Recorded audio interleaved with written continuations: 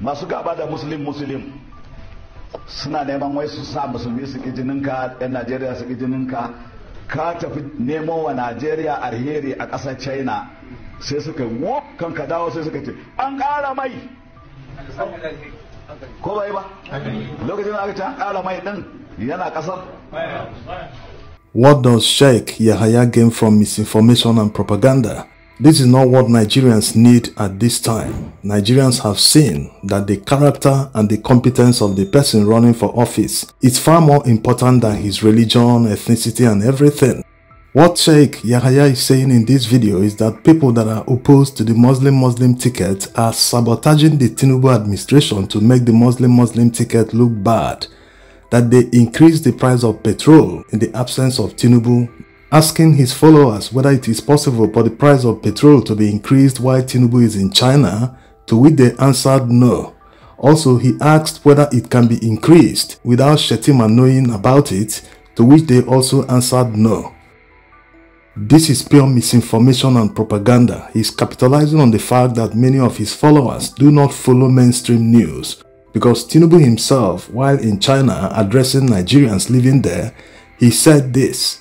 You might be hearing from whom now in the last few days about fuel prices.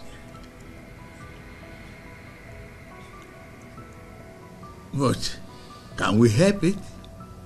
Can we develop? You use their good roads there. You see electricity being constant. The person that is shamelessly defending is already telling Nigerians and justifying why they increased the petrol price, but is here trying to deceive Nigerians, telling them that other people that are opposed to Muslim tickets are the cause of the problem, that they are the ones that increase the price of petrol.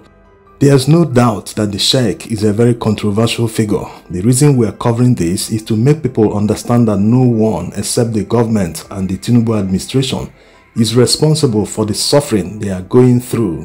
In most parts of the north, petrol is sold at official price at filling stations at more than 1,200 naira per litre.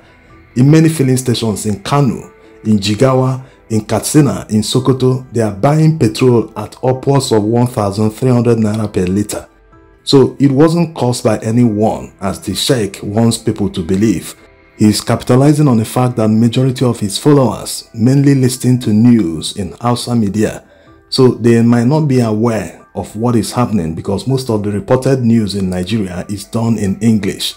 And judging by the way most of his followers were in agreement with what he said, it seems that they are not aware of the true situation.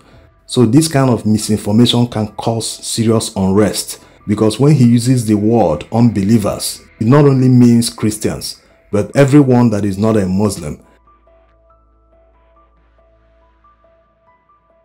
What Sheikh Yahaya is doing is very dangerous. He's trying to shield the current administration from any blame just because of religion.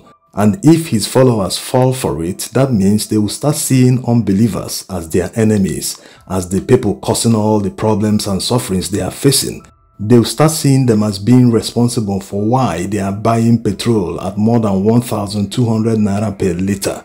This is condemnable. They will soon need to add Dangote to the unbelievers, because he is right now threatening to export all the refined petrol if NNPC refuses to buy all of them in bulk.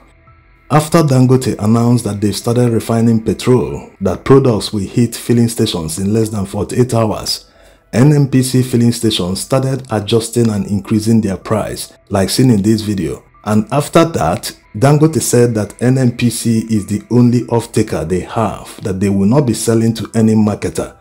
NNPC came out to debunk it, saying that they will not intervene, that it is a deregulated market, that they are free to sell to anyone. So it's not clear why NNPC doesn't want to buy from Dangote, despite revealing to Nigerians that the major reason there is petrol scarcity right now is because they are owing foreign suppliers more than $6 billion. As a result, these suppliers no longer want to deliver petrol to Nigeria. So one would have thought that the best way to maintain supply is to buy from Dangote. They are not owing Dangote. They don't even need to pay in cash. After all, marketers that will come and buy the petrol will pay cash before lifting petrol. So it doesn't make any sense why they want to continue importing petrol when Dangote has revealed that he will be supplying up to 25 million liters of petrol daily to the Nigerian market. Maybe Dangote's statement caused all the problems. It's just speculation, no one is sure. The quantity of petrol consumed in Nigeria daily has been under contest for a very long time.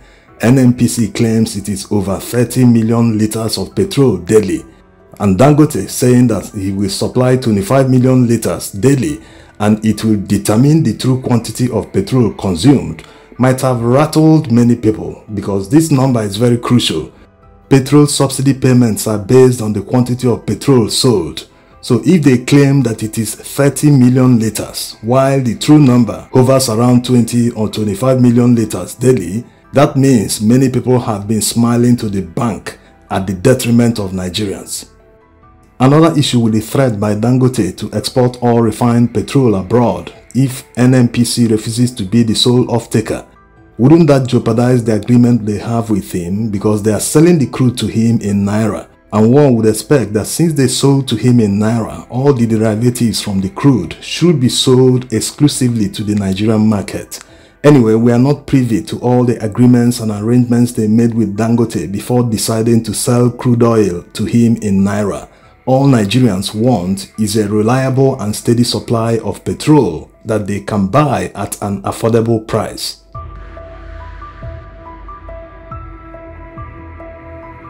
Now to what Rabiu Kwankwaso is saying about 2027.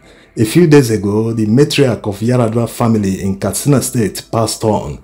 As a result of that, many politicians visited Katsina State during the funeral ceremony. P2B was there, as you can see here, in the same bus with Atiku Abubakar, Shetima, everyone. It was in this visit that Kwankwaso told newsmen that he is sure of winning the 2027 presidential election, that PDP died the moment he left the party.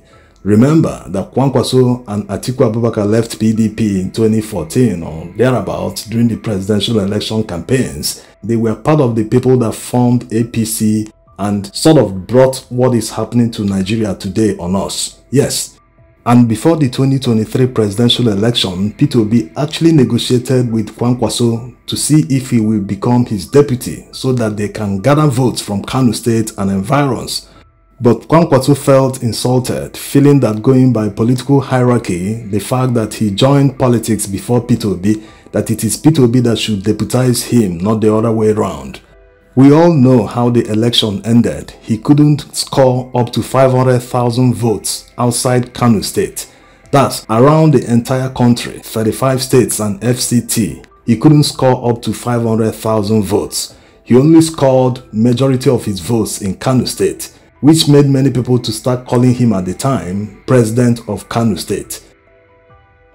So if truly he will be contesting the 2027 presidential election like he did the last time around, he will only be doing it in Tinubu's favor, to be a spoiler to other presidential candidates. Whether Atiku will contest or whether P2B will contest, he will only act as a spoiler. His followers also need to understand that Kwankwaso can never win. Maybe in 2031, but not in 2027, because there's this sentiment that power must stay in the south at least for 8 years. Also, going by what is happening in the north right now, it seems they are rallying behind Atiku Abubakar. He feels that this is the right moment, this is the time he's been waiting for. Because of the resentment for Tinubu and APC, he feels he can clear the north with a landslide, and he just needs someone in the south that will give him some of the votes so as to emerge the president. This is the problem. They talk about merger, they talk about P2B joining PDP, but behind the scenes they are working for an Atiku presidency. P2B obviously will never join a party and be involved in transactional politics, because if he joins, they will still conduct the presidential primaries their normal way, buying of delegates with millions of dollars. P2B will never be part of that.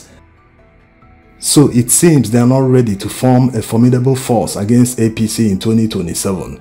They are looking at the voter numbers in the north, feeling, we have all the votes, we can decide who becomes the president. They don't want to learn any lesson about how APC did it against PDP in 2015. The northerners shouldn't fall for it. They shouldn't fall for the politicians. They should look at who are contesting. so as to vote a competent leader, no matter where he comes from, no matter his religion. Otherwise, 2027 presidential election might just be a repeat of 2023. Thanks for watching. Masu gaba da Muslim suna neman wai su sa musulmi su kijininka, 'yan Najeriya su kijininka, ka tafi nemo wa Najeriya alheri a ƙasar China, sai suka wop kan ka dawo sai suka ce an ƙara mai. Ko bai ba? Lokacin da aka ce an ƙara mai ɗin yana ƙasar. Kafin a ƙara yana da haƙin ya sani ko babu. Mataimakinsa na da haƙin ya sani ko babu. To bayan sun faɗa sai abin da ya kamata a bada sanarwa sati ɗaya ko biyu za a yi ƙari shiru sai kawai an ƙara, wani ma bai ji ma an ƙara ba, sai da aka je gidan mai saka ga wur an canja ya koma kaza, don faɗa da gwamnatin muslim mai faɗa da muslim Allah ka isar mana a kansu. Wai al'ummar musulmi anya ba za a gane kafiran nan suna ƙin Islam ba, su zagi shugabanninmu na musulmi, su ba ku kudi su ce zagi ubanka, su ba ka kudi su ce zagi malaminka, su ba ka kudi su ce zagi shugabanninka. Wata hauka ce ta kama ka? Allah ka kebo bayi. Shugaban ƙasa Ahmad Bola Tinubu, wallahi mun zaɓe ka saboda Allah ba kudi ka bamu ba.